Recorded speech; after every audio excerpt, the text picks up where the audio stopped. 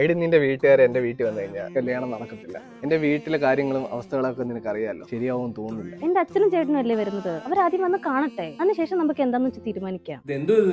തൊഴുത്തോ ഇവിടോട്ടാ എന്റെ മോളെ കൊണ്ടുവരട്ടെ? ഇല്ല അച്ഛാ, വീട്ടിൽ കുറച്ചുകൂടെ പണികളുണ്ട്, അതെല്ലാം കഴിഞ്ഞാൽ ഓക്കെയാ. അച്ഛനോ?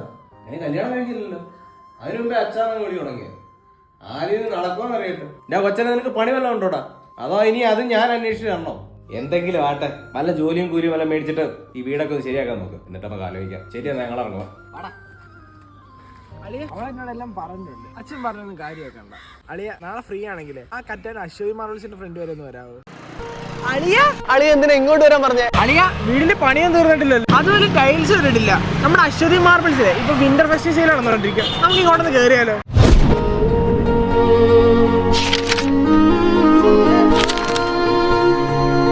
ഇവിടെ ഇപ്പോൾ വിന്റർ ഫെസ്റ്റിവൽ ഓഫർ നടക്കുന്നുണ്ട്. ഈ 4x2 വെർട്ടിഫൈഡ് ടൈൽസ് ഒക്കെ സ്റ്റാർട്ട് ചെയ്യുന്നത് വെറും 35 രൂപയ്ക്ക്. അതേപോലെ തന്നെ ഈ 80x160 ഒക്കെ വെർട്ടിഫൈഡ് ടൈൽസ് ഇവിടെ സ്റ്റാർട്ട് ചെയ്യുന്നത് വെറും 49 രൂപയ്ക്ക്. കൂടാതെ 6x4 വെർട്ടിഫൈഡ് ടൈൽസ് ഇവിടെ സ്റ്റാർട്ട് ചെയ്യുന്നത് വെറും 60 രൂപ മുതൽ.